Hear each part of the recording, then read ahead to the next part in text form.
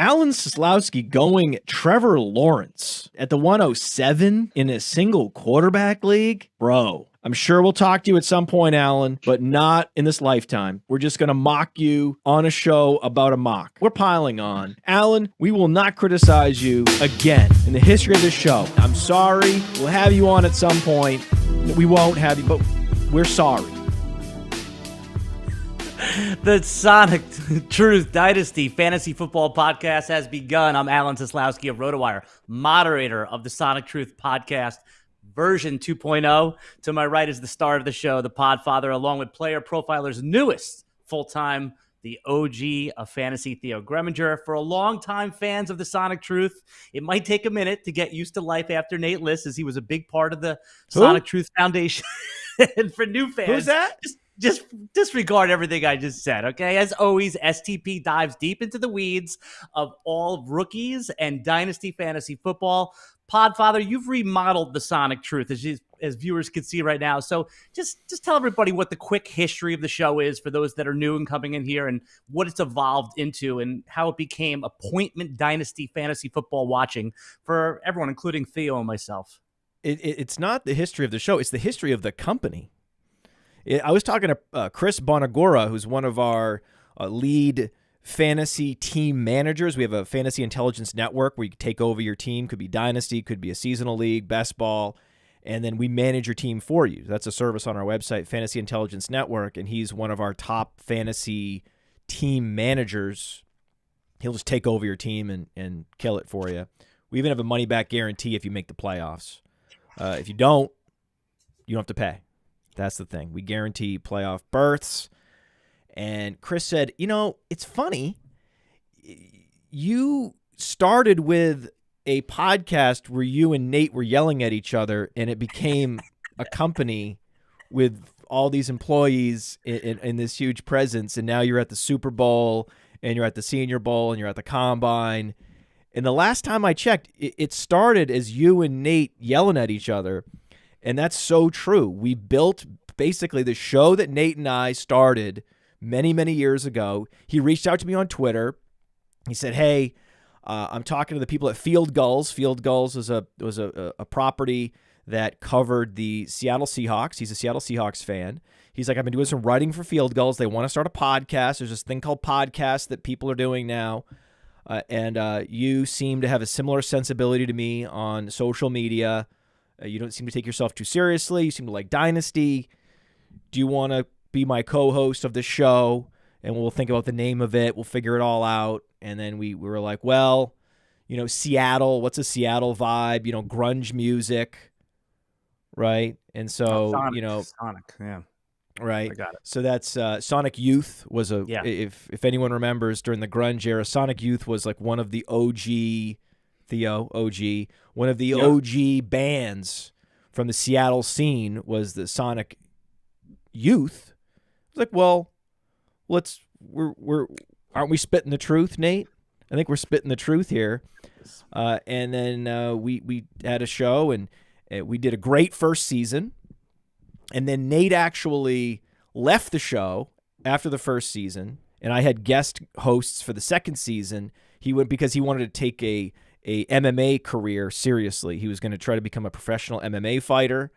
And then I think he legit broke his neck. I think that's actually what happened. So I think he's considering spinal fusion or whatever. Don't get it, Nate. I keep telling him, just go get the injections. Inject that thing with stem cells. Do not go in for the surgery. Don't do it. So then the next year he was like, okay, I broke my neck doing MMA. I'm back. So then he came back, and then we just had a great run, a couple of years there where the truth, the Sonic Truth was really in its prime. We were trashing, beefing with, taking down so many analysts that they dared whisper a word of criticism about our takes. Don't I know it? Yeah. Nate would then write a whole rap verse and shred. It was just, he went full B-Rabbit on people. And then he and I decided, okay, you know what? We've done enough beefing with the external world, the outside world. What if you and I have these cage fights? And then we had a 20-minute heated debate where he called me an idiot, right? On Jonathan Taylor versus Clyde Edwards-Helaire, and I was talking about how the coach-centric analysis and why just because a team with Andy Reid drafts a running back doesn't mean he's necessarily Brian Westbrook, and then you called me an idiot, and then the whole thing evolved from there. Then we started having more people on the show, Roster Watch joined the show to do a mock draft, and then as we alluded to at the beginning when we brought the show in, there was some trash talk between Alan and I. I was introduced to Alan through this mock draft we did with Roster Watch, and in the first round, it was a couple of years back, Alan in a one quarterback league drafted Theo. This is a true story. I heard the show, Matt. It's legendary. He drafted Trevor Lawrence over Javonte Williams, and a brilliant pick, brilliant. I was right. My eyebrows caught fire. The skin melted off my face. And I just remember going, Alan, what? And I was like, you just ruined the entire draft. Yeah, you said you were embarrassed. You've been in these mock drafts, right? Where someone will take Kadarius Toney in the first round of a best ball draft or a seasonal mock, something like that. Some Giants fan will do something crazy. You can see it happening second round, Isaiah Hodgins, and it's like, all right, thanks, buddy. You just ruined the whole mock. Thanks. Tim Tebow was the first overall pick when he used to do mock drafts before best balls were around, right? Somebody would take like Tebow at 1-1 and then leave the draft. Kicker in the third just to get everybody's draft win. And then, and while we were doing the show, and Nate and I were in our prime, right, with those middle seasons, right, Nate launched the Breakout Finder, and he started working with Theo. Theo, you were writing for the Breakout Finder site. You knew Nate before you knew me. Yeah, I'll give a shout out to Nate and Ryan Lopes. That's how I got my introduction to the company. I started writing for the Breakout Finder, and then found my way over to Player Profiler, and here I am today. We're blessed to have you. You have imagine my surprise, right? When I look up your profile, and I'm like, wait a second, the guy that writes for the Breakout Finder is actually one of the top high stakes players in the world. He has, 50 dynasty teams at the FFPC. What? Nate, do you know what you have in this guy? This guy's gold. Like, he's going to be doing our waiver wire stuff. Like, he's going to be king of our waiver content, which is the most heavily engaged content on the whole Player Profiler website. This guy's a stud. And then, funny enough, after that Roster Watch mock, apparently the people at RotoWire didn't watch the show. I know you said it was legendary, Theo. It was a good one. You're like, oh, it was a legendary show, guys. Who hasn't seen that show? Well, apparently people at RotoWire never saw it because they went in and they scoop up Alan, right? And Alan and I have been keeping touch ever since. I'm like, listen, just so you know, buddy, like, I love you, man. Like, that was for comedic effect. He's like, I get it, man. I listen to the show. I know what's going on. This is great. Yeah, and I'm like, all right. So now I'm like, wait a second. We have a bald man.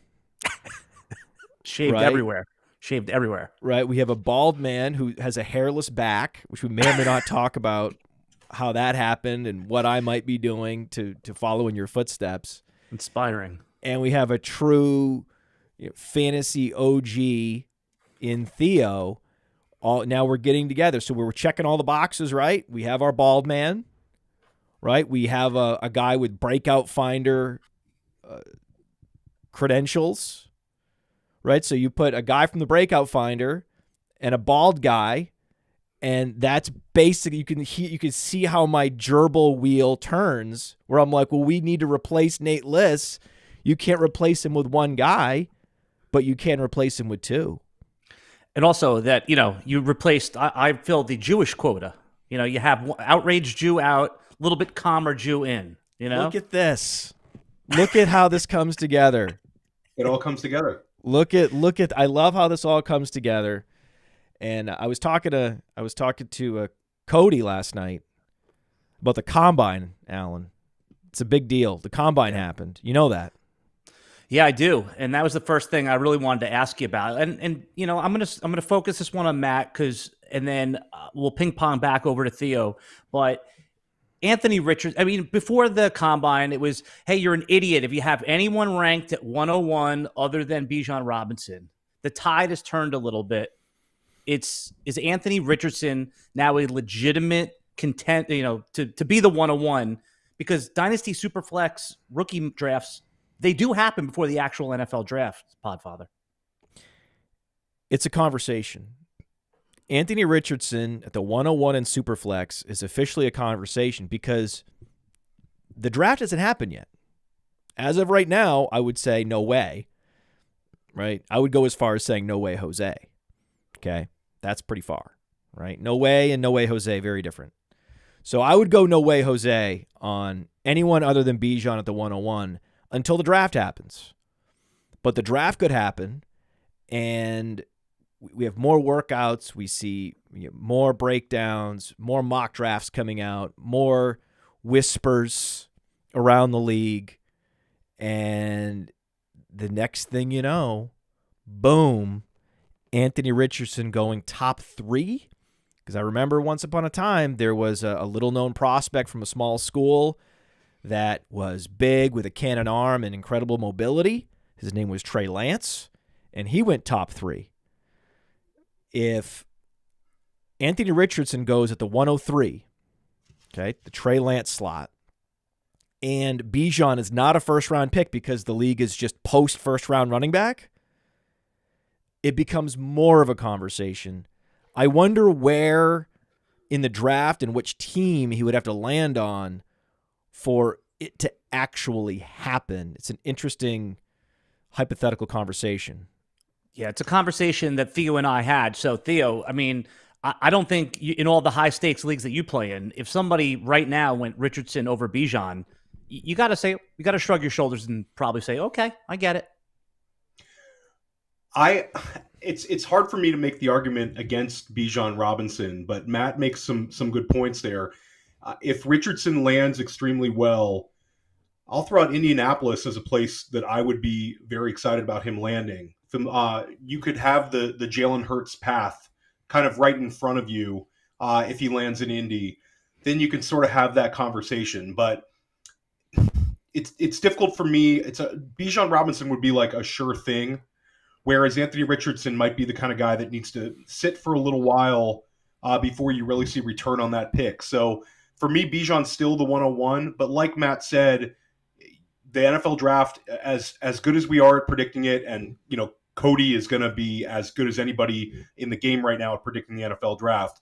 As good as we are at predicting it, strange things still happen once in a while. So, it could happen. But Richardson, his combine was absolutely legendary.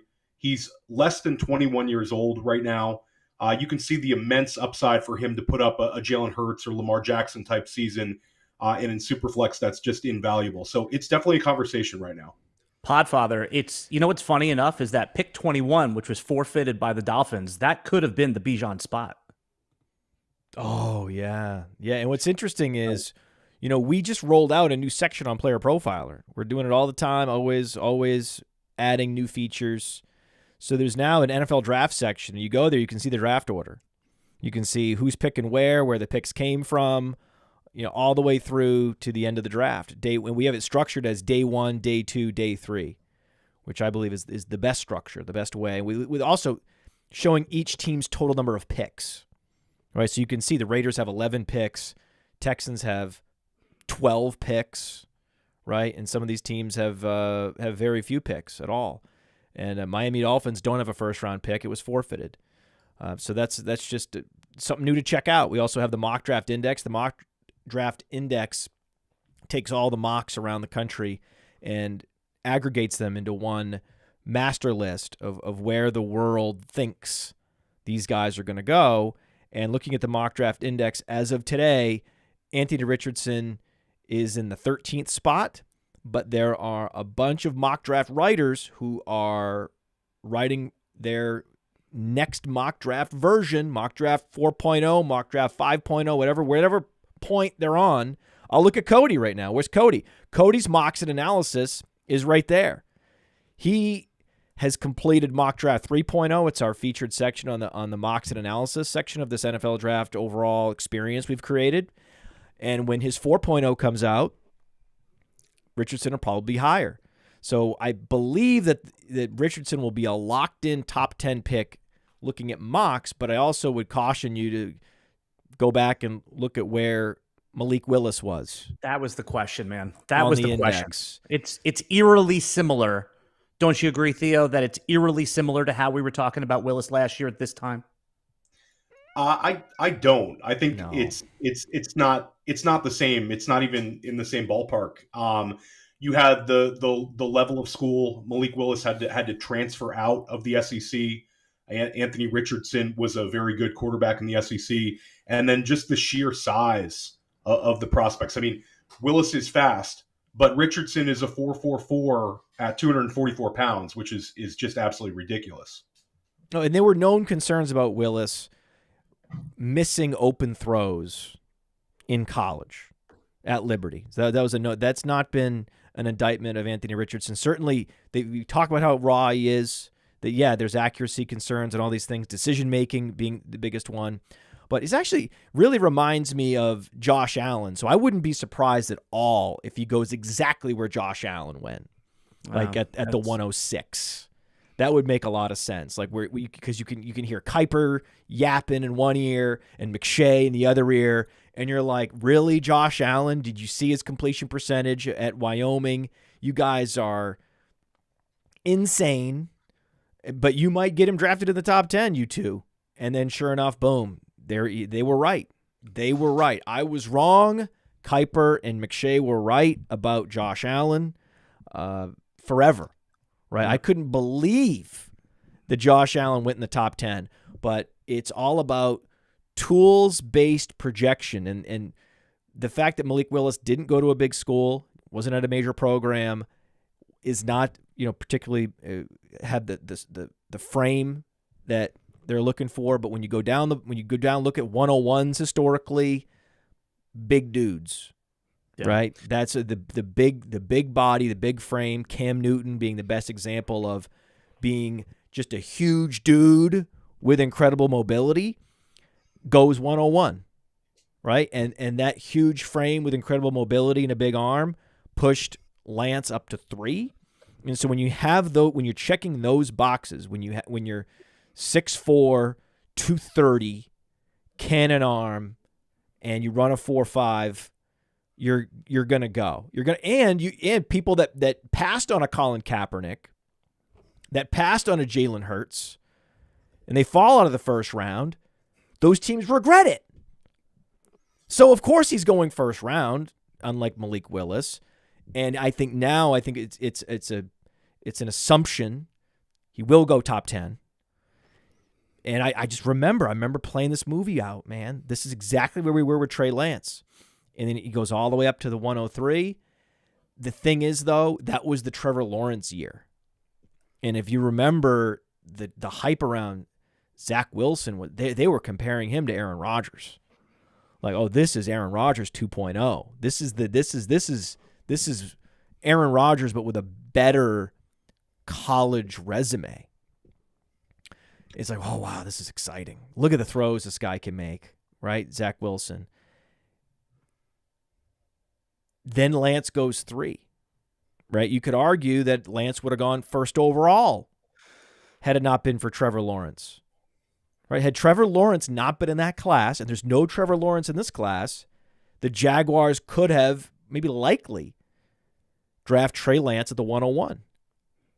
So it's possible he goes 101.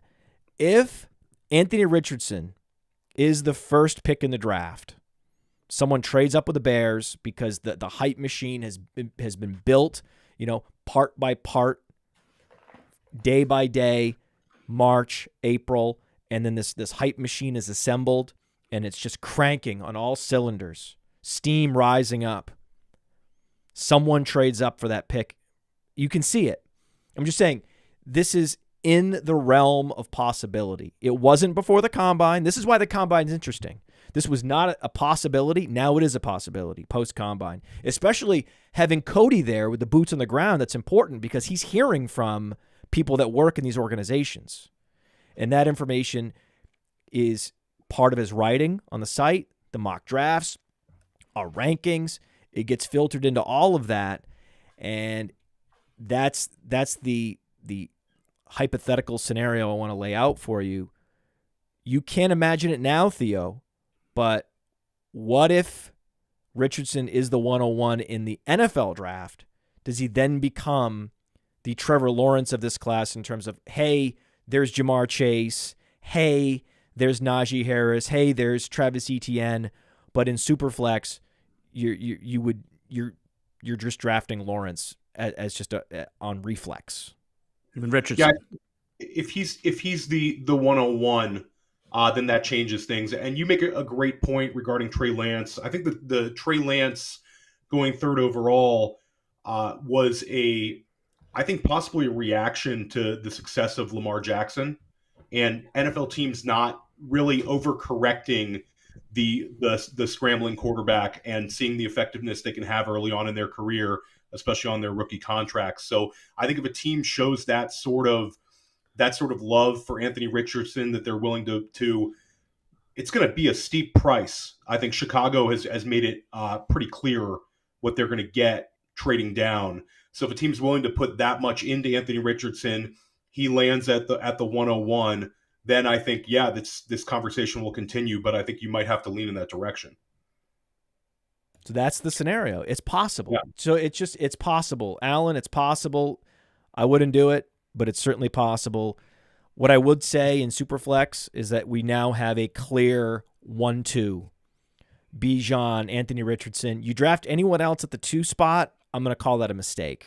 Right. Well, here's the interesting piece of it, and Theo and I talked about this on the podcast on Sunday, on the RotoWire podcast, is that even if you consider Richardson is the 1 and Bijan's the 2, Bijan's going to have more trade value right now, regardless, right? Like if you do your draft and you have those 2 players in the draft, which one of them is going to go first, right? Most likely Bijan Robinson is going to go before Anthony Richardson in a Superflex draft, and you will be able to acquire, if you're a veteran, if you're someone who likes to deal rookie picks for sure thing veterans.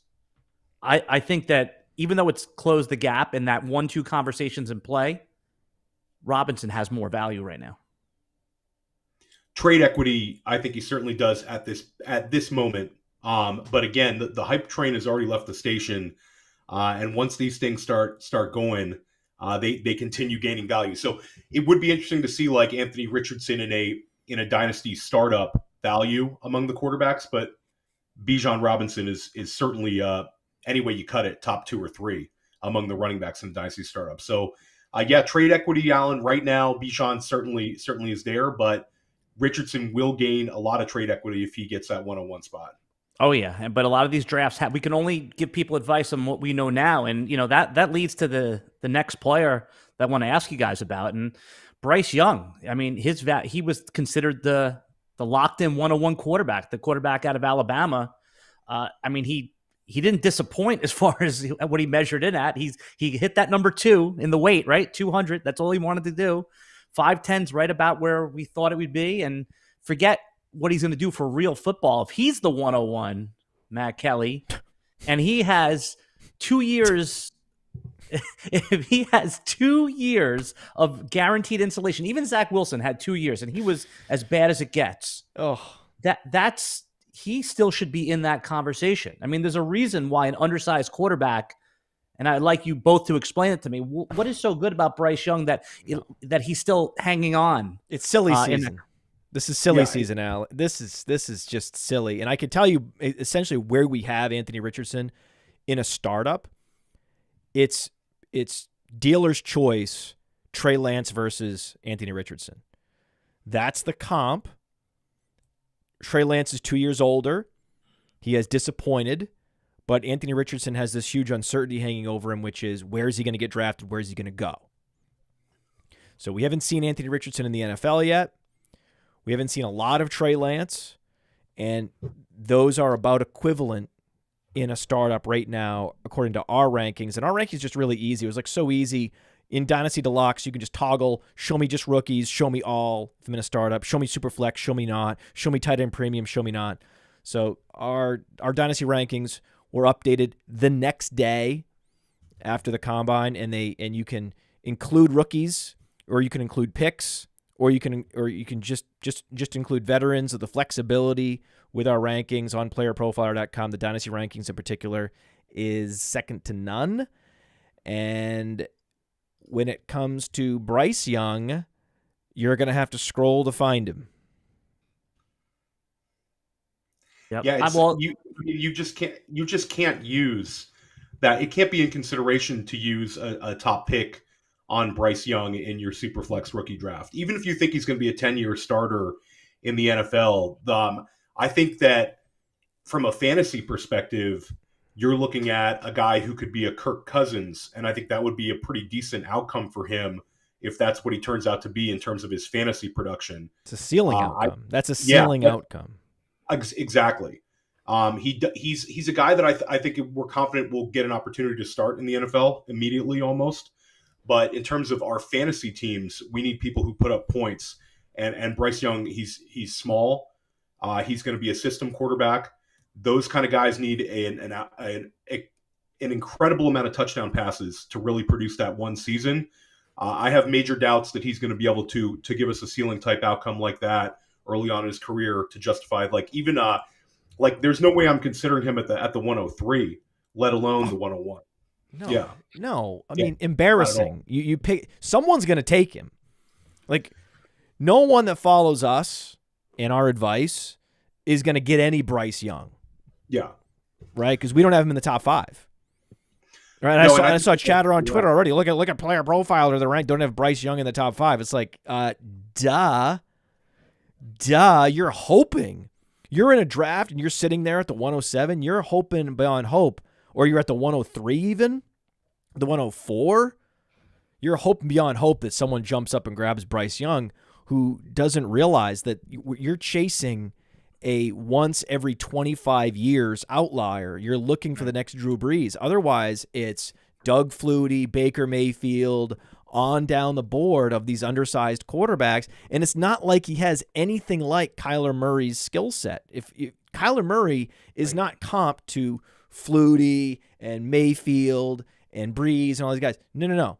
He's more comp to Michael Vick. Michael Vick was actually undersized. We forget now because he seems larger than life, like in hindsight, but I think he was only 6 feet tall. So Michael Vick was tall and not heavy. He just was exceedingly fast. He was so fast. What did he have? He had super fast legs and a super strong arm, right? He had a goddamn cannon. So when the consensus is forming around Kyler Murray, this is the locked-in 101 in the NFL draft because he has these sort of Mighty Mouse legs and he has a cannon on his shoulder. I'm like, well, okay. Like that's an outlier I can believe in. I'm in. I'm on board. I'm fine. You are so rare, and NFL evaluators have said, "Oh, this guy has all the it factors we need." Fine. This guy's the first pick in every rookie draft in Superflex, and it's absolutely not a big deal. Like, it's not a debate. It's not in any way controversial. It's the clear and obvious pick. And I was in Superflex draft, and I remember vividly Ryan McDowell drafting him in the first round of a startup, right? And he was like a rookie, and I was like, holy shit. Yeah, but I'm like, look, he's gonna get. We talked about 4 years, a 4-year audition in the league, and he's gonna be able to win in a lot of different ways. Even if he does turn out to not be as accurate as scouts were hoping for, he's still going to be able to matriculate the ball down the field, sustain drives, and he's still going to convince teams to invest in him regardless. You can't lose with that Kyler Murray pick in Superflex. That was Ryan McDowell's argument, and it was dead on. Bryce Young is a completely different Guy ran for 0 yards. That was what I was going to say. Here's his rushing stats by year. And in 2020, Podfather and Theo, he ran for negative 23 yards, bunch of kneel downs, bunch of sacks, 0 in 21, and this past year, 185 yards. Oh. So, yeah, what was the 185 yards? A couple broken plays?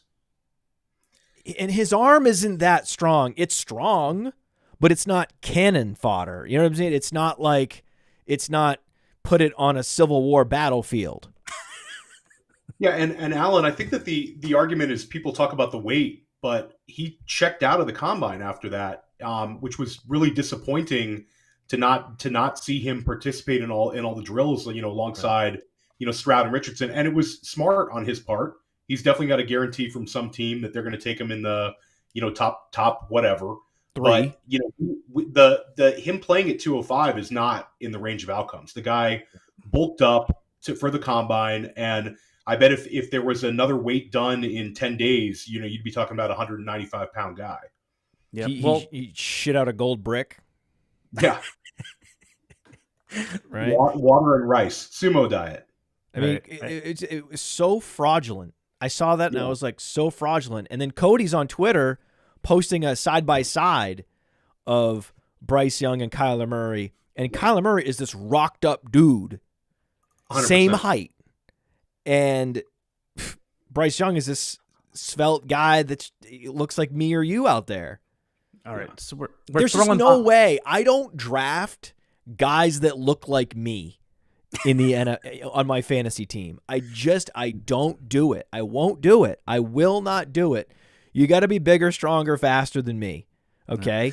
And you're running for negative yards, right? Get out of here. It's just crazy. Like, the craziest thing that's happened in a long time is, forget Anthony Richardson, okay? Bryce Young over CJ Stroud is one of the I've been talking about this on the Decision Point show with Anand Nanduri for months. It's one of the more brain-warping evaluations, one for one, that I've seen. In what world? By what metric? You're thinking like, oh, Bryce Young has a little bit stronger arm? That's all I've heard. That's the only thing I've heard. That's it. That's all he's got. And then Stroud's got actual size, actually a more prolific and efficient passer. He has way more successful comps in the league than Bryce Young. It's crazy to me. It's wild. It's really wild. And I think that Stroud really he shined when he participated in the drills. This past weekend, the guy looks effortless with his arm. His downfield passing looks fantastic. And it doesn't take a whole lot to go back and see the game tape of him against Georgia and what he was able to do with his legs, to see how that could correlate at the next level. So to me, there's really only two. To take a step back and look at non-Superflex, there's really only two rookie quarterbacks that could help our non-Superflex teams, and that's Richardson and Stroud. Young is a guy who I wouldn't even want to consider putting on a non-Superflex team, just because I don't think I'd ever start him.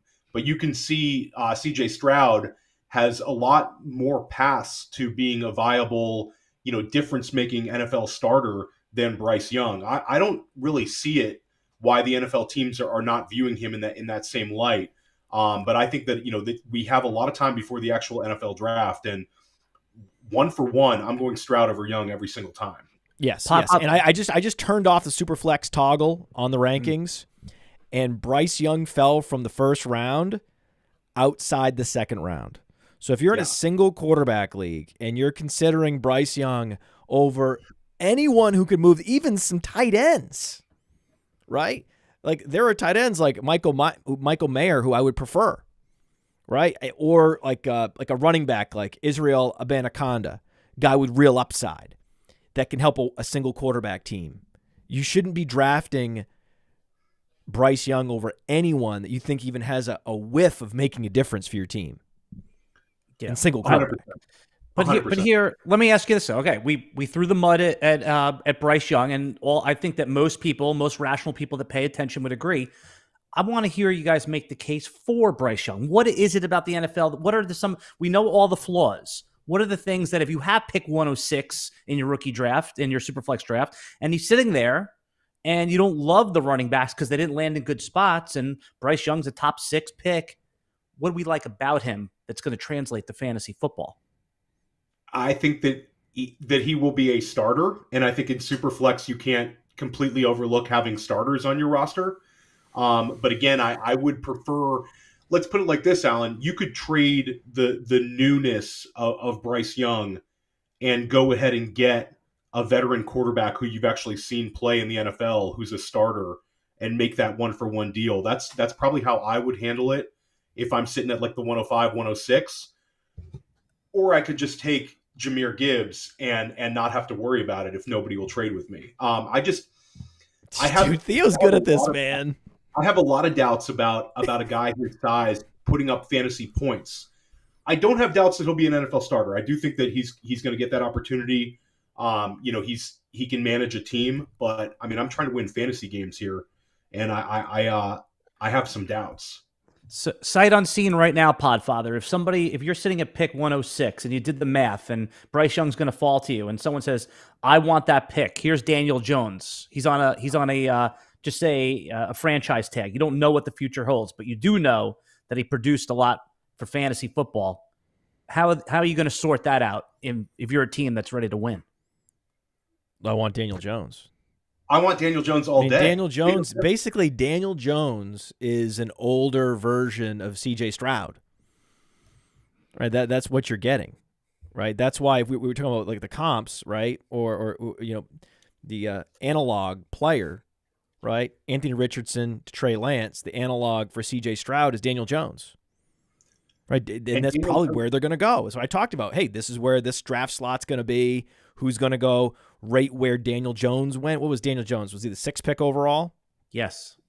Right? So at the 106, wow. And Josh Allen was the 7th pick.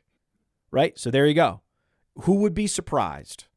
Right? Who would be surprised if it went back-to-back Stroud, Richardson at the 6th and 7th pick in the draft? That wouldn't surprise me in the least. Who has those picks? The Lions are at 6. And the Raiders are at 7.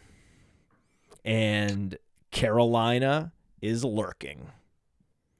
And Atlanta. Just in case. They could do the leapfrog where they, just, hey, let me move up 1 pick, 2 picks. Here's a 2nd rounder. Team doesn't want a QB. So we're talking about Lamar Jackson possibly getting traded to Atlanta, but so that must mean that they're in the mix as well. I think that topic's been covered, and we'll talk about it a lot this whole offseason. But it wasn't too long ago. It feels like 100 years ago we were talking about Will Levis as a top 5 pick. Where is he going to be as more of a traditional pocket passer guy? I mean, let's start with Theo, and then we'll go over to Podfather. Just tell me, what is it you do and don't like about Will Levis? And then, Matt, I want you to tell me where he's likely to go in the real NFL draft. So, Theo, what do we like for fantasy football with Levis? Well, we like the arm strength, and we like his size. And I like the fact that Cody is very bullish on him, and he's been bullish on him. I'll give Cody a hat tip on that. Cody kind of opened my eyes to Will Levis this season, and I definitely have him behind the big 2. But I do think that he's the kind of guy that could be interesting for Superflex. Where he ends up, I could see it being Carolina. I think he could fall right into that. And there's a scenario Matt was talking about where there's been 3 quarterbacks off the board. I think Carolina would make some sense for him. It would give him, top 10 draft capital. So I'm not overly excited on Will Levis, but Cody is on him. And also Scott Connor, who's another dynasty mind that I really respect, is on him. So Will Levis, I think, will be a starter in this league. Yeah. And there's more guys that are Will Levis's size that have had success in the league than Bryce Young. I think it's a little bit better of a bet that if they're going to reach their ceiling outcome, Will Levis has kind of more outs at the position despite lower draft capital. So is this our 104, Matt Kelly, in Superflex drafts? Let's say that Richardson, Bijan, and then your favorite wide receiver, we'll get into that, or if your Stroud, QB2, goes at 3. Stroud is the clear QB2. Yeah, fine, I think 3. Top 3 in Superflex is, I think top 3 in Superflex right now is pretty much locked out with Bijan, and the big two QBs. Yes. Okay, that's fair. Conversation, yeah. It's Okay, interesting, though. This is a rare thing. It's a rare year where the top two quarterbacks are not going to be drafted first. Yes. It's a rare thing, but we were in a weird, like, alternate universe where this league is chasing the next Baker Mayfield. They're trying to do it again. Baker Mayfield, 1 overall. They're trying to fill that draft slot with a 5'9", backup quarterback in the league. Go ahead. The firewall for Will Levis is Houston at 12. So the way Will Levis falls is that Houston actually passes on quarterback at 2, and that we're all wrong and the mocks are wrong. So if you're talking about like lessons learned from the Malik Willis debacle for mock drafters last year, it's not so much like a lesson that we can apply specifically from Willis. It's that they just generally have even more affinity for quarterbacks than NFL teams do. So all these mockers, they're trying to put all these quarterbacks in the top 10. And it's like, guys, the NFL loves edge rushers. This is a great edge rusher class. They love left tackles. We have a couple premium left tackles in this class. But I know that they're not as sexy for the mock drafters. They don't get the clicks on Bleacher Report or wherever the fuck, right? So that's not who they're going to focus on. But when the draft actually happens, who was the late riser who went 101 last year in the draft? Trayvon Walker, right? Guy I wasn't really aware of until the college football playoffs.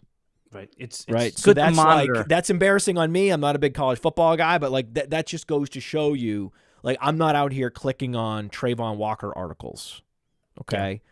So when the actual rubber hits the road on draft day, you're not allowed to be surprised when these NFL teams want edge, right? Aiden Hutchinson last year as well. That's who they want. The way it is. That's who they're gonna go. They're gonna go to Northwestern University, OU, O-line U, right? And grab whatever the new left tackle du jour at Northwestern is. That's what they're gonna do. And they're gonna pan to the fans and they're gonna be like, sounds fine. And it's like, no, that was a great pick. Get excited. Okay? Damn you. That's what's going to happen. Probably. That's my guess, is that these guys are going to slip, and then the Texans may be super smart and go edge or go anywhere, really, other than quarterback, and then scoop the remainder of the 4 that fall to 12. Or trade up with Philly. Like, they're at 12. To trade up with Philly at 10, that's not that expensive. That's like a second rounder. They might do that because they're worried about Tennessee. That second rounder is valuable this year. They pick early and it's 1 pick less, right? Because the Miami forfeited pick. So I wouldn't do it. Right. But I'm just saying that when we're trying to game out what actual NFL teams do every year, it's that. You know that Justin Fields went 11 overall. Okay, you know Mac Jones fell to like the 15th pick. Crazy shit happens. You know Zach Wilson went 2 overall. Like, crazy shit happens. You know that Patrick Mahomes, there you go. Right around that same Justin Fields level. Deshaun went Watson 8 picks later than Mitchell Trubisky, and Deshaun Watson wasn't a top 10 pick in that draft. So when I look at pick 10, 11, 12, I see a hell of a lot of elite quarterbacks that go right there. And so if I'm Houston, that's the game I would be playing, but I'm also really good at draft strategy, especially with hindsight bias. Teams are getting better at it, and they have some new front office people in there that could take control of that. So I don't think we should, to write that off, but I think that is – you're going to see more trading, I think, in the top few picks than we have seen in past years because of this quarterback gaming stuff. But I want to put the quarterbacks on ice for a minute and take a quick break here for the listening audience. And when we come back, I want to talk about an overall impression that you guys got from the running back position and how those guys may have changed rankings on the playerprofiler.com updated ranks for rookies. We'll be right back right after this.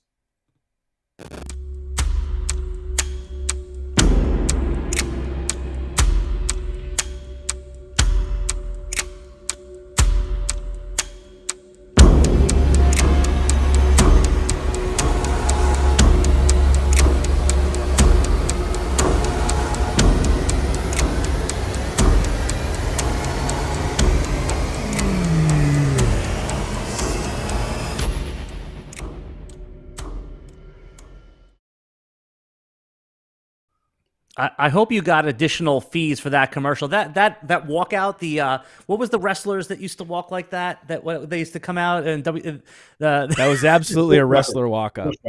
Bushwhacker. The Bushwhackers, right? The Bushwhackers, dude, right? Theo coming through. Nate would have never known that. The rare 1990s wrestling knowledge I'm able to pull back. Yeah, which, by the way, the people at Epson, they reached out to me. They installed the screen and the projector.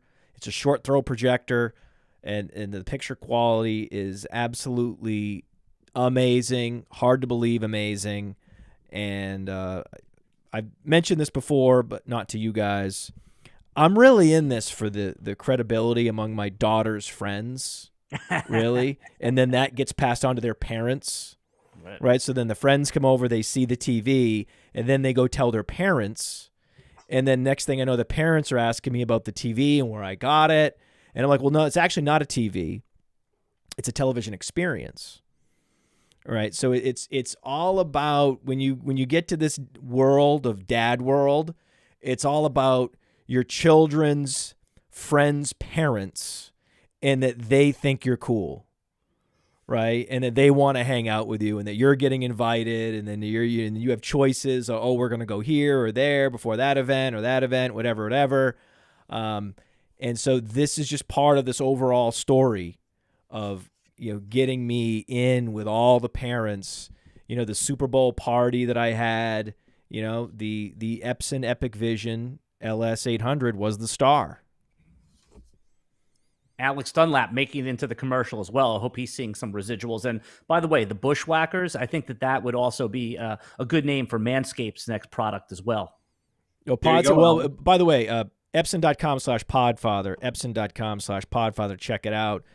And with the manscaping, Alan, Mansion Lifestyle hack, very briefly. I was in Florida, and I've got a good set of chest hair, and it's starting to creep around 360, and Alan was like, you ever looked at the laser hair thing? And I was like, that looks painful, and I don't know, I've heard some horror stories. He's like, no, the new technology, it's amazing. And so I was like, okay, I'll go get it. So I went out and I did it, and what they do is they blow cold air, so it tricks your body. Mm-hmm. The cold air tricks your body while it's like frying your hair. It hurts kind of like an elastic band on your skin, but when they're blowing the cold air, it's like a trick. So once they innovated and added the cold air to the process, I think that really made it a lot more accessible for a lot more people that are just like not into something that's that painful. And it wasn't that bad. It wasn't that bad. The thing that I found most off-putting about it was the smell of burning hair. Well, see, I like that. I like the smell of gasoline. I like the smell of burning hair. I don't know. It kind of titillates me a little bit, I have to say. Theo doesn't look like a hairy guy, right? Theo, you're not. No, I'm not. I don't have need for the laser hair removal at this point. Yeah, not even not even the shoulders or the anus. No. I'm not there yet, Alan. I'm not there, but I know who to call. I'll call you for the advice if I ever. Oh yeah, no. I've been waxing my back since I'm 18 years old. I've had a problem. I was very. You might not know it by my shaved head, but a very hairy man. I went through all the waxing stuff. I was 40-year-old virgin getting waxed before that movie came out. So when I found laser hair removal, it was like finding religion to me. And if you walk around with a hairy back on Long Island, Alan, you got to keep it nice and Oh and yeah, no, I was the guy. I was in shirts and skins. I would start sweating that I wasn't on I would always make sure I was. Do you remember shirts and skins was the way we used to play basketball, right? Yeah. And I used to make sure I was on the shirt team because nobody wanted to guard me if I took my shirt off, which could have been an advantage, by the way. Which couldn't have been an advantage, in the post, you back someone up, and we get it, Alan. Yeah. We get it. Don't explain the joke. Thank you, Alan. We get it. I'm sorry to the audience, to Theo. I'm real sorry. I thought there's just a quick, hey, there's a new technology out there for those of us that have moderate levels of body hair. Didn't really know Alan was both a connoisseur of body hair. Oh, and also to the point where he can now judge other people and be like, oh, Theo, you look like someone who doesn't have a body hair. But Matt, but not Theo. And he can just go down the street just pointing people out. It's my superpower. Body hair expert. It's crazy. He's oh, yeah. This is why I love you, buddy. But I can only tell you, I can say this guy's got a hairy back. This guy has hairy shoulders. This one's probably got the taint hair that's out of control. I'm telling you, I could do it at this point. There's a look to a hairy guy. Why? Why does he say things like? Why does he say Taint? Well, Matt, it was nice having that Epson partnership until the Allen segue afterwards. The word it's about to be spoken, and then he green lights it to tumble from his lips. Taint talk. Taint talk. That'll be the after show. Taint talk. So if you want more taint talk, come to the after show. I'll steer us back onto the road here. All right. I don't know how you go from hairy, but was there any hairy changes in your running back rankings? Seriously though, guys. Lightning round. Answer yes or no. Segue. There is no segue. Hairy change. Fucking guy. Let's shave down our rankings here. All right. Well, Matt recovers. Theo, running backs, just general statement, lightning round, then we'll get into some depth here. Was there any major changes for you at the running back position? I mean, is there anyone that's going to move into the first round of our rookie drafts or out of the first round of our rookie drafts based on what happened at the combine? My big takeaway is I'm a big fan of this running back class, and I think that my top three running backs all solidified themselves in that top three. I mean, we had the 4.47 40 out of Bijan Robinson. It was the one possible criticism of him was him running, a little bit slower 40 time. Jahmyr Gibbs had a huge win with his 4.36 40, despite weighing in at 199, which was not ideal. I'm a huge Jahmyr Gibbs fan. And then my RB3, Zach Charbonnet, he had a very, very good combine. I think for me, he could be the riser based on what we think of this wide receiver class and based on what Charbonnet did. So I think it was a major win for the running back class because we have solidified our top three at the position. It's a really, really good class, and I think there's some depth. And we're going to talk about a number of these other guys, but that was my main takeaway was my top three. I feel better about them than I did even a couple days ago.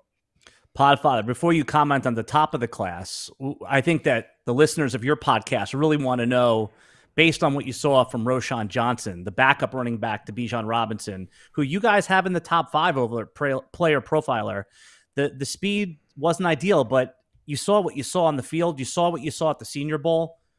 What's your adjusted ranking, if any, for Roshan Johnson now? Well, there's not a lot that we can do with him, right? He's great. The thing with Roshan Johnson is he's awesome. Okay.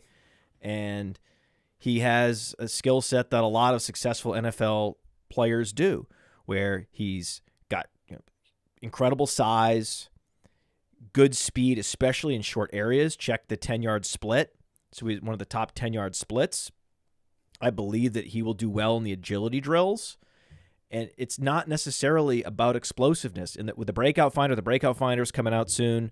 When you look at the different input factors that determine breakout ratings for running backs, burst is actually way down the list.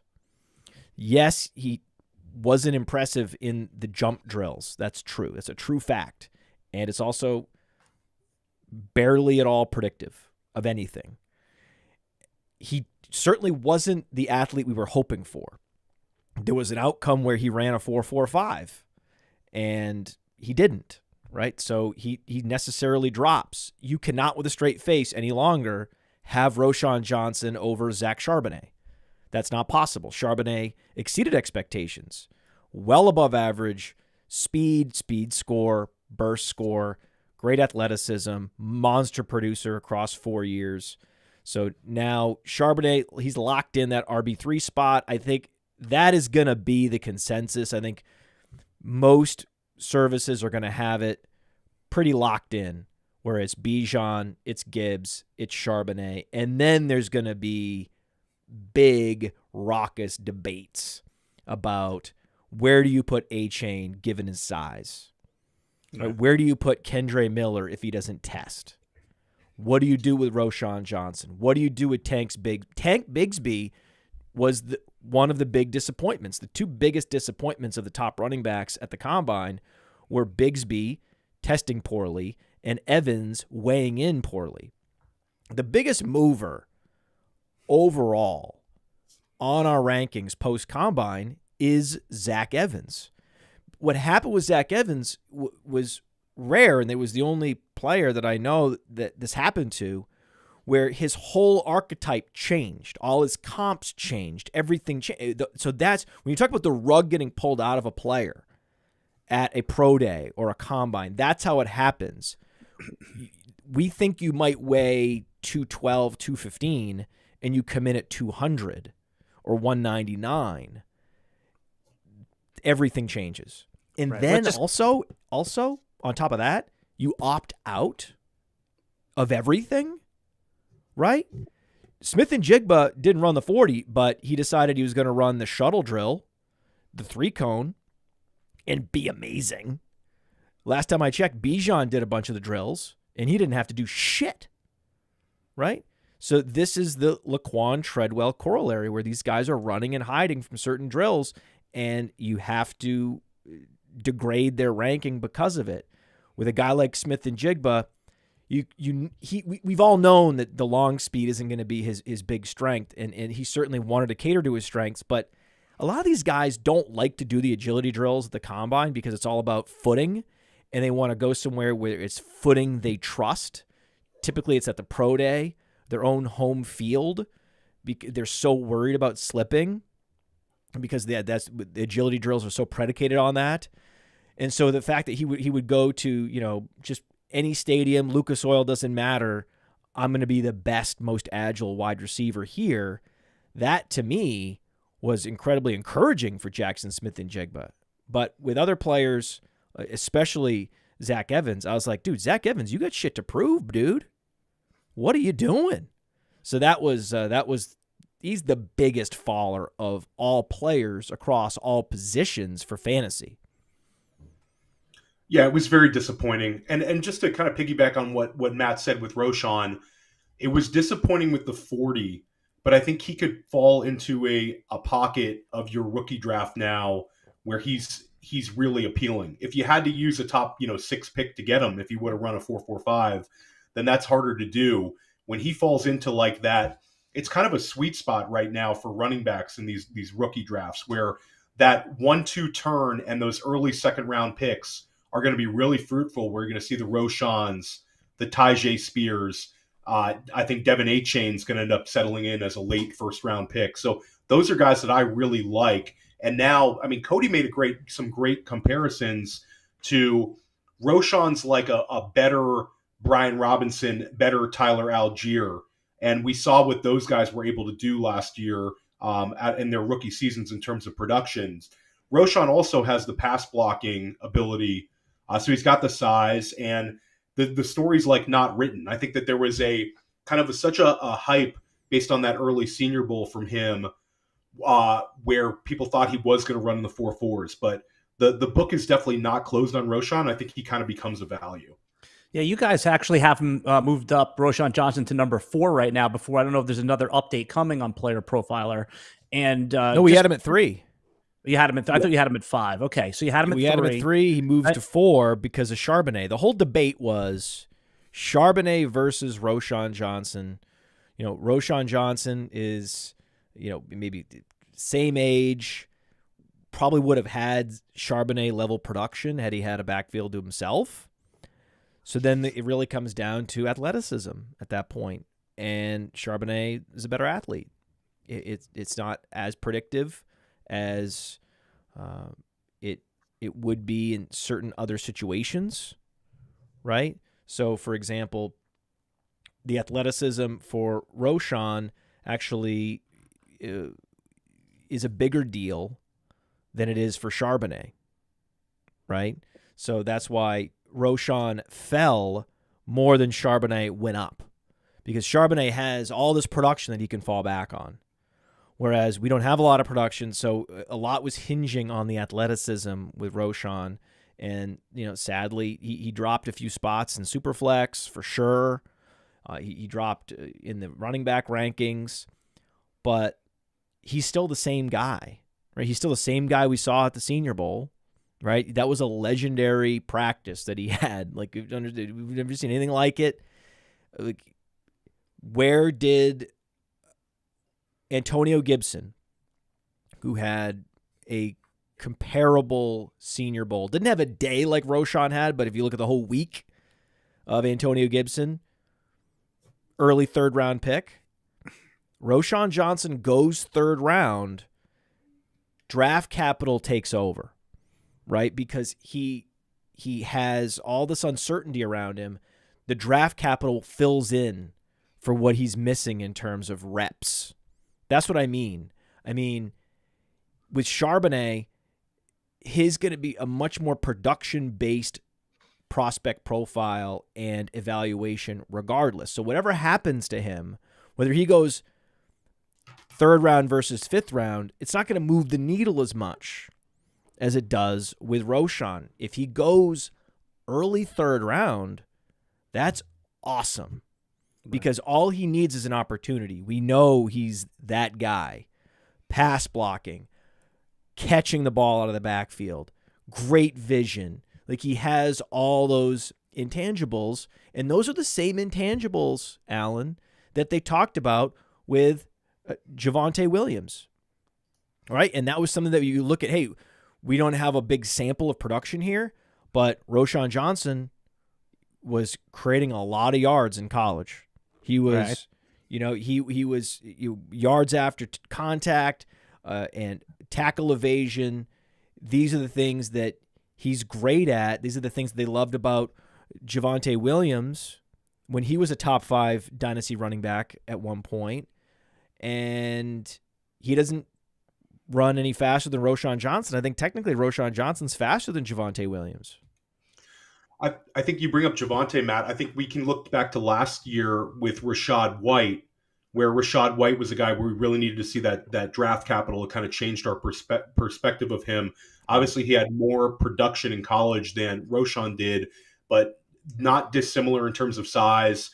And when Rashad White got that round 3 draft capital, it was exciting, and it put him right at that like 12 overall, 201 level. And I think it's going to be big for Roshan. But people remember the Senior Bowl. Like, right now the recency bias is the combine, but Matt brought up Antonio Gibson. Michael Carter also had that really strong Senior Bowl. Michael Carter went in the first few picks of the 4th round. So I think that Roshan will get that 3rd round draft capital when it's all said and done. And the rating we had for him will, be pretty similar. At the end of the day, Roshan's got the size and the ability to be a 3-down back in this league, which is a lot of what we like about Charbonnet as well. So those two guys are kind of in their own like mini tier for me. But right now we definitely feel better about Charbonnet based on what he did this weekend. Just to give the viewers perspective, by the way, and this is not, pointing, saying you're right, you're wrong. That player profiler, you guys have them in your top 5, your top 4, Roshan Johnson.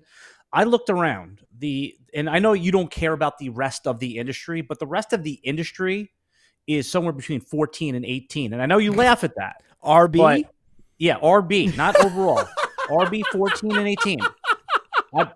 So just want to give, if you live in the player profiler bubble, let me check one, Alan, while we're on here. One person I respect, just to double check one thing. Okay, because I don't know about the other guy is Tajae Spears, right? So Spears, he kind of did the running back version of Jackson Smith and Jigba, where he's like, listen, I'm going to do one set of drills, and I'm going to wait, and I'm going to run the 40 at Tulane, right? Okay, fine. He's probably a little bit concerned. that's not his strength. But guess what? Our modeling, Dario's modeling, says that if you are 91st percentile in the jump drills, you're going to have a nice athleticism score, and you're probably going to be super fast, right? So the problem is he's 201. So the athleticism score that we have this new athleticism panel on players now, and it's heavily weighted by size. So he's never going to have like a crazy athleticism score. It's not possible at 200 pounds. But to even be average is a big win for him. And so I'm thinking he's probably going to run a 4.5. And if he runs a 4.5, that's well above average straight line speed. His speed score will check in about average. He'll have incredible burst. We know he's a sick pass catcher out of the backfield. And wow. I mean, it's so funny. Like, his stats don't tell the story. Right? He's like a prolific rusher at Tulane, close to 1,600 yards, and yet capped out at 22 catches. But some college systems just don't target the running back that much, right? But what did he do? He turned those 22 catches into 256 yards. That's more than 10 yards per reception. So that's what you have to start looking at. What was the catch rate? What was the yards per route run? What was the yards per reception? It's like, okay, and then you go to the Senior Bowl, right? You go to the Combine, go to the Senior Bowl, and now, okay, how did he look in drills, Cody? Cody's like, okay, we graded him here. Cody graded all the receivers. He'll talk about that on future shows and how they looked in these drills, catching the ball.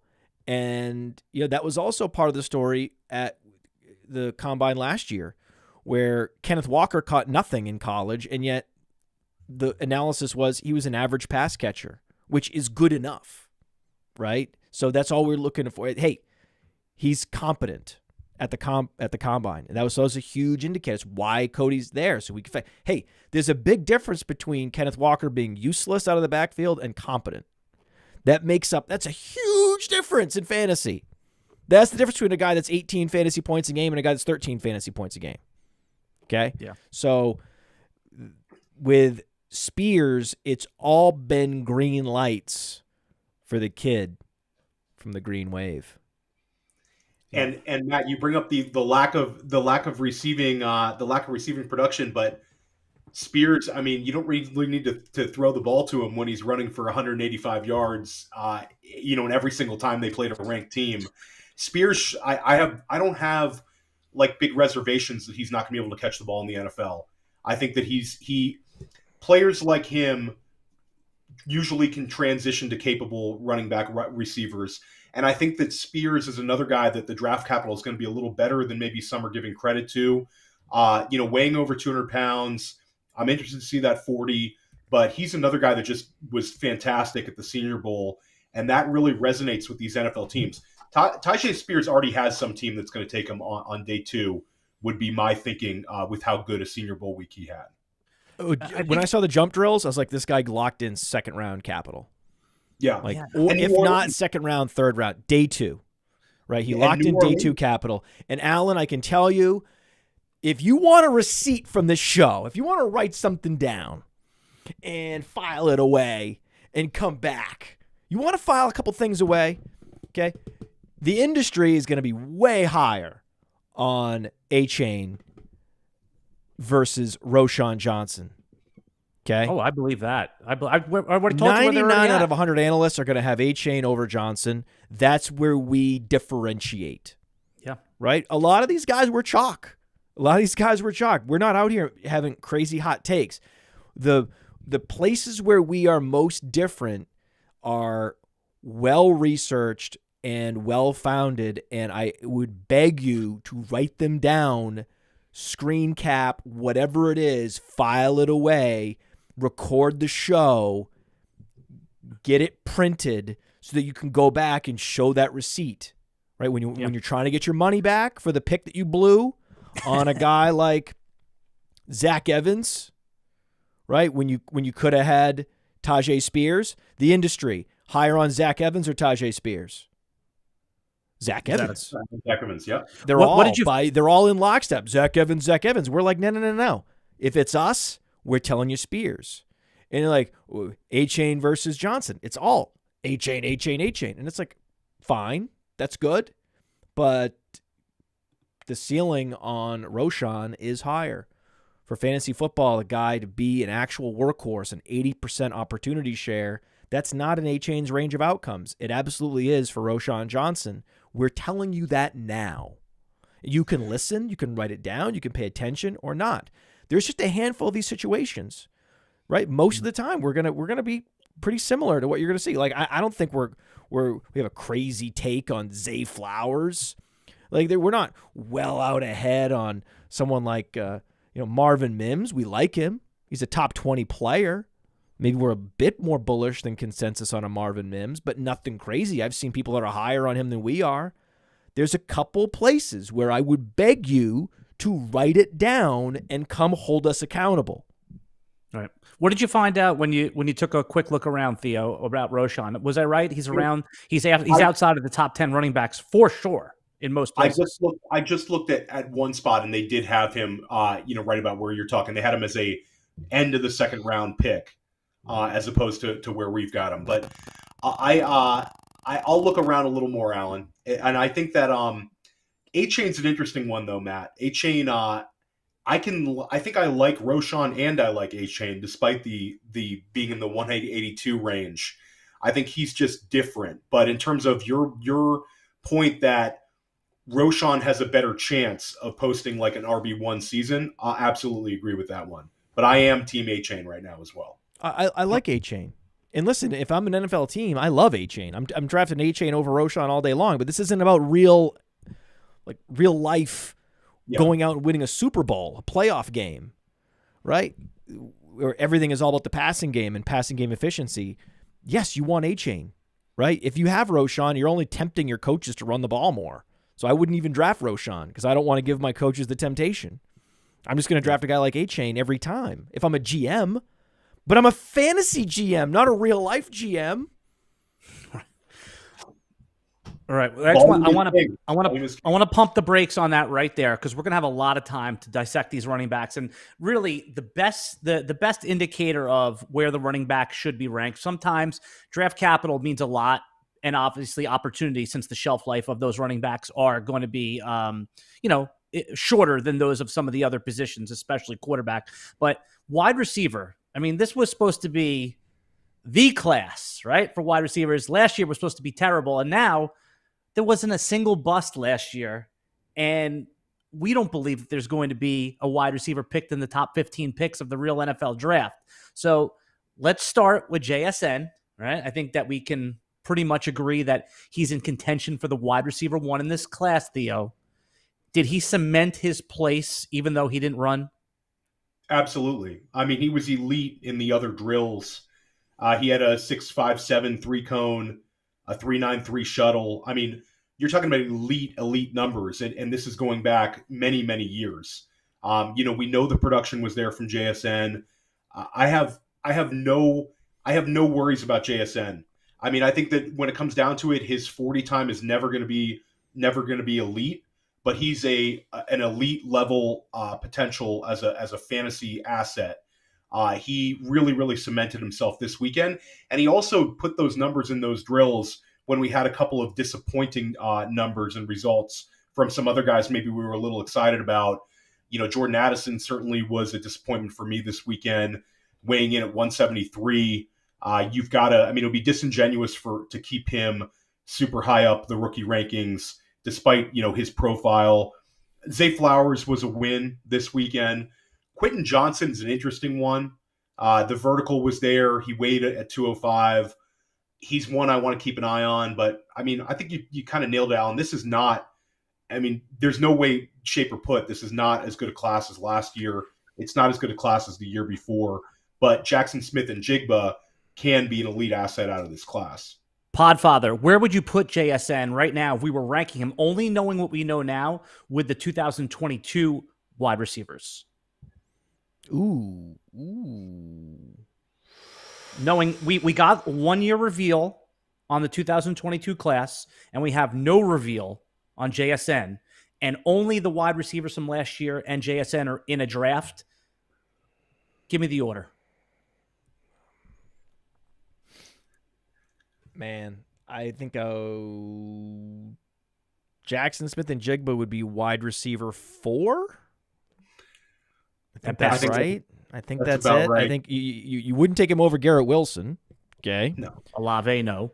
Well, Garrett Wilson and Olave, it's funny. They were all at Ohio State together, and you could argue that Smith-Njigba was the best of that group while they were playing together. But now we have NFL production. Okay, NFL production trumps whatever you did in college. Okay? And I would remind everybody, as of this moment, there's one wide receiver ahead of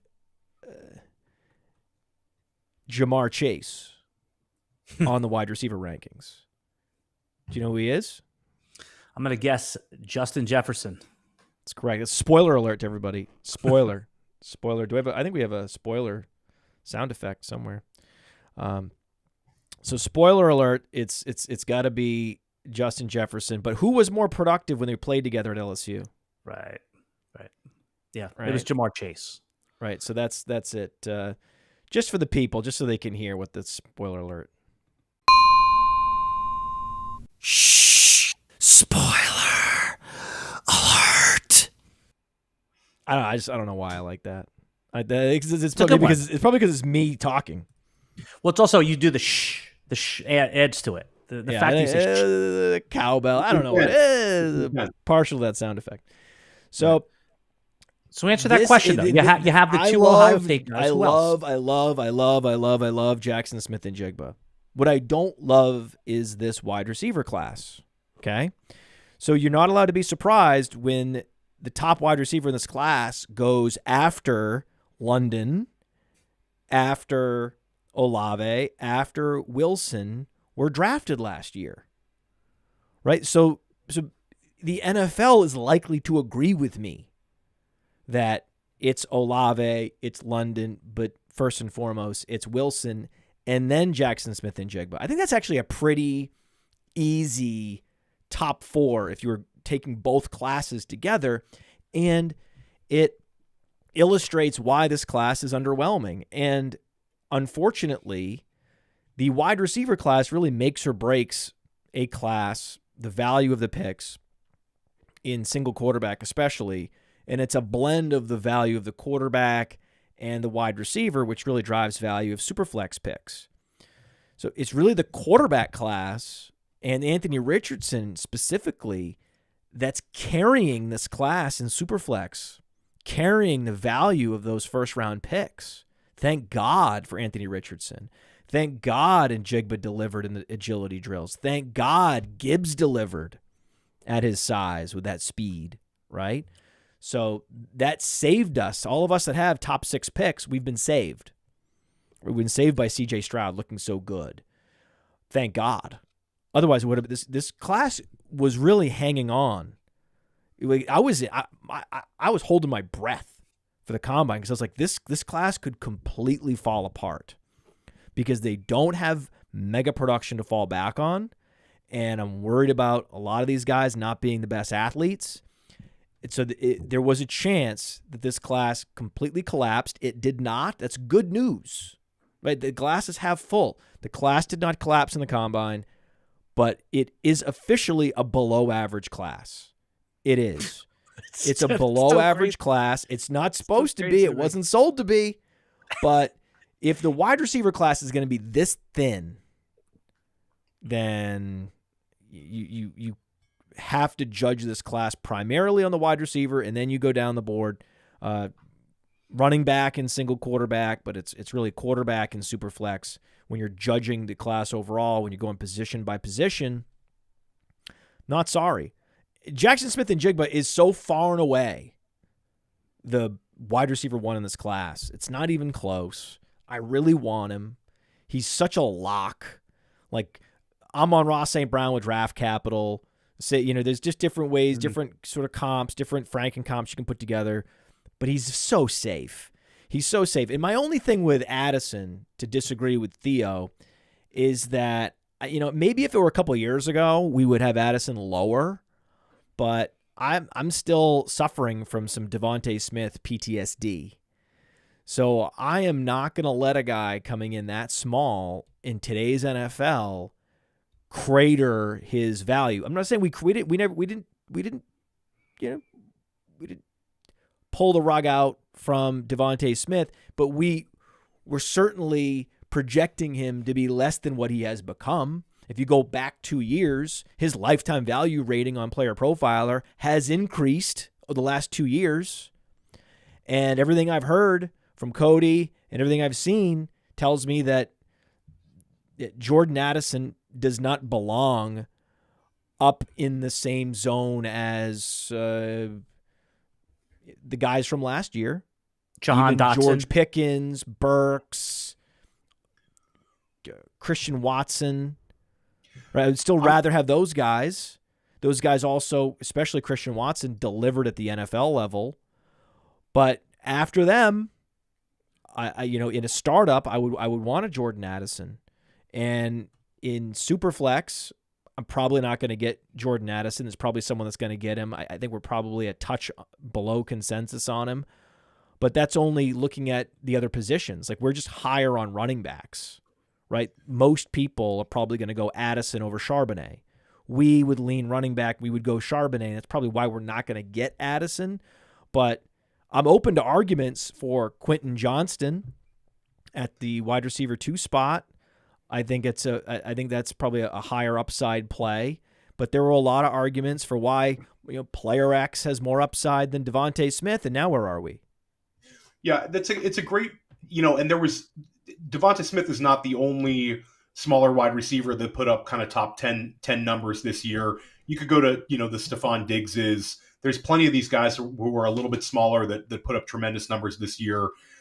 Addison, to me, I think pre-combine, I wanted him to be closer to JSN. No. And I think that the gap grew considerably for me. So that's the takeaway. Yeah. It's not so much, we're moving Addison below Bigsby. Yeah. That's not happening, right? Yeah. We're not moving him below Flowers. Cross positional. No. But vis-a-vis and Jigba, yeah, that gap is now a chasm. Yeah. And Quentin Johnson Quentin Johnson's a guy who I think with draft capital and also over the next few weeks leading into the draft can gain some value. We want to see him run a 40, but I think with his weight, with his vertical leap, and the fact that he's just a little bit different than some of these other receivers in this class due to his size, he's super interesting to me. I think that there's a chance where he could land very, very well, and we have kind of a different outlook on him. The Addisons, the Flowers, the Downs, those guys are all just a little bit different. So Quentin Johnson to me is one of the guys that I have circled. He's a riser. He's a potential riser. He hasn't run the 40 yet. Yeah. Right. And when you start thinking about his yak ability combined with his size, you can start galaxy braining your way into, he could be a wide receiver 1 out of this class. His range of outcomes, I think that him failing as a pro is a lot more likely than like an Addison. But I think his terms of posting wide receiver 1 big time numbers, I think it could be a higher percentage. And for everyone that subscribes to our Dynasty rankings, this is why you want me and Theo at the helm. We've seen some shit. You know what I mean? I've lived through the Brashad Perriman era, right? We're not going to fall for it. Okay, we're not going to fall for it. Yeah, I'm sure there's plenty of guys on Instagram or whatever that have their Dynasty rankings, and they don't know how to balance these data inputs, and they haven't seen the things that we've seen. That said, Quentin Johnson's ceiling is tantalizing, and we just need the data. Like, the way it works with our rankings is we're not projecting the data quite yet. We can do a mild projection on what the data, but when the data comes in, the data comes in. So when Bijan gets drafted in the first round, as we hope he will, then that changes things, right? Our rankings don't assume Bijan is getting drafted like 21st overall. When it happens, and you'll see the rankings shift. That's why there's a big Bijan watch right now, right? He's now the RB2 overall in startups. All that's left is for him to overtake Kenneth Walker. So now there's a Walker watch, right? When is Bijan going to overtake Walker? Well, when a few more things fall into place, he very well could and will. Okay? I expect him to. I'm telling you right now, I expect him to. There's two interesting things to watch. Watch the process of Bijan seizing the RB1 overall spot, and watch the process of especially Quentin Johnston locking in that wide receiver 2 spot. Yep.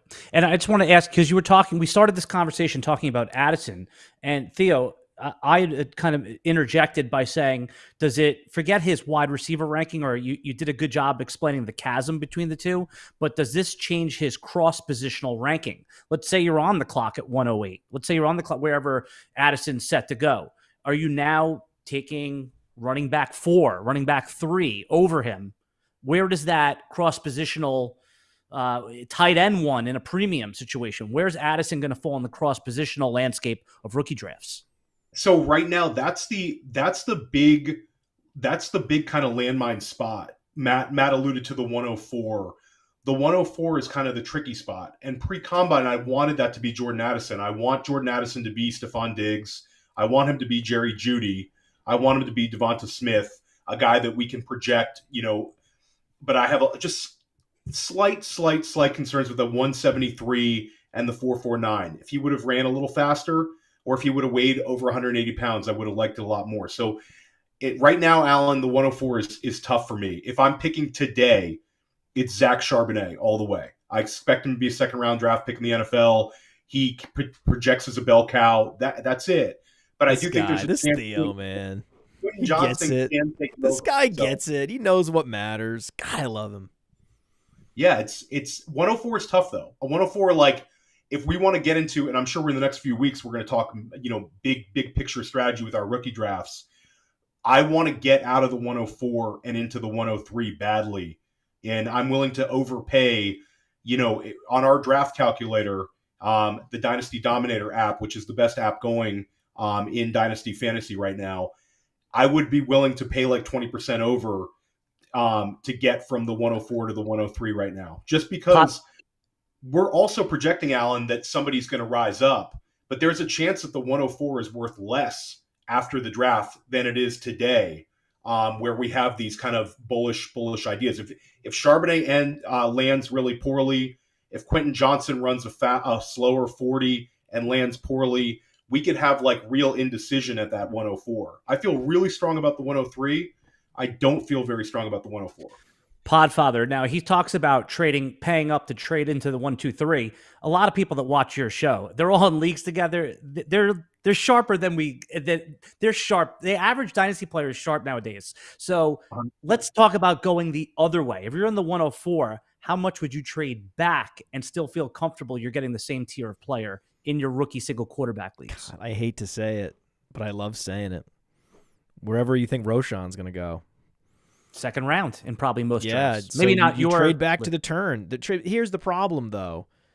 The guy that won the championship last year knows what he's doing. Yeah. So the idea that he's going to give you the 12th pick or the 13th pick overall, I hate negotiating with the guy that won last year. It's so annoying. Usually you try to find a guy that took over an orphan, or something, wants to shake it up, That's usually someone that's looking at like the 4th pick, the 5th pick. Right, so then who you trading with there? It's tough. It's a tricky situation. In a single quarterback league, Theo is dead on. There's a major gap between this guy that you know what you're getting in Gibbs and everybody else. Doesn't matter who you think it is. Is it Addison? Is it Johnston? Whoever it is. We think it's Charbonnet, but there's a big gap. Okay, you don't want to be facing that gap. If you find that gap, you see that gap, trading opportunity, get back. Because it flattens out quick after the big 3 in single quarterback. In Superflex, it's really a big 6, right? And it depends on Will Levis, where you have Will Levis. Maybe it's a big 8, big 7, big 8. So it just kind of depends where you have Addison, where you have Levis, big 7, big 8. But that's very common.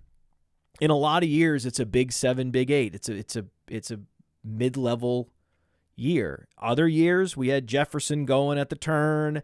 I saw years where, a Mac Jones made it to the turn. This isn't that draft class, guys. This isn't that draft class. We're talking about a guy like Devin Achane at the turn. Yeah. Right? Or going a couple picks before the turn. That's wild. Right? That's not good. Achane is a quintessential, early second rounder in a rookie draft. A guy that goes 15 overall. James Cook type player, but yet he's 15 pounds lighter than James Cook. Justice Hill. Hill. Is he even James Cook? Right? Like where Justice Hill was going in single quarterback. Remember, he was going, people were excited about him at pick 6. Faster than James Cook, guys. Faster than James Cook. It's tough because we don't have great comps. We know Darren Sproles. Right? It's not easy. It's not easy to find comps for Achane, which is why we don't love him. Right? Yeah. We don't love him because of that. That's part of the reason. But yeah, I'm trying to trade back in Superflex. That mid-second round is just so sweet because when you look at ADP, that's where Roshan's going to go. That's where Spears is going to go. That's where you can get Marvin Mims, a wide receiver. So I'm happy to trade back in there. I would trade back from the 4 to answer your question. I would happily trade all the way back to the 15, 16. Well, if you do that, you're going to be able to pick up some serious draft capital. You might even be able to when someone gets first round pick, they think they're getting the 104. You could do that now and possibly pick up a first round pick in an outer year. I mean, that's how valuable 104 is going to be perceived before the landing spot. So if you like that, if you like going to pick 16, pick 15, we talk about the dynasty calendar. Now is the time. Because you're looking at a guy, right, that took over an orphan. Let's say that you struggled for whatever reason. You had a bunch of injuries, and you had a similar record to a guy that's taking over an orphan who's trying to shake it up, right? So you're like, well, give me your first rounder next year and your second rounder this year, and then I'll give you, some player or whatever, right? Cool. Now you've got back-to-back picks in the second round, right? Back-to-back picks tells me I can go running back receiver, that I can get Roshan and Mims back-to-back, or I could even double tap running back. Never, right? It's only because this receiver class is so weak that you would ever consider double tapping running back, because the middle of the second round has always been, the 15th pick, always been a wide receiver haven. Not this year, right? Not necessarily this year. Booty, Rashi Rice, things get weird, right? Things get weird fast. So the safest play there, if you did that, would just be to double tap Roshan and Spears and love life. There's actionable in. You walk away with 2 of these running backs, walking away with Spears and Roshan, you basically have 2 chances to get a potential RB2. And I think that there's, I'll throw Achane in the mix. Getting he's not going to make it there, Theo. Yeah, he's going to go higher, Matt. What You're are you right. talking about? Achane, we're going to be in drafts. We're going to be in super flex drafts. I'm telling you right now, Theo. We're going to be in super flex drafts. Achane's going to go 108, and we're going to be like, what the? And you're going to be like, that's where people love him. He's fast. All it takes is one. All it takes is one. He's going to go in super flex. He's going to go 108, 109, 110, and then he's in single quarterback. Achane is going to get juiced way up. Yeah, he's going to get the 6th pick. Sure. Yeah. All right, guys. I'm gonna pause the running back conversation right there, because I wanted, with our last 15 minutes or so, talk about the tight ends. Can we make it 5, Alan? Love it. I love it. Bring it on. Yeah. Well, I would say 5, but I know how these debates go. Okay. Right now, the number, if I have the player profile of the RotoWire Sportsbook, I'm setting the number of tight ends to go in the first round at 3. I want to push on that number.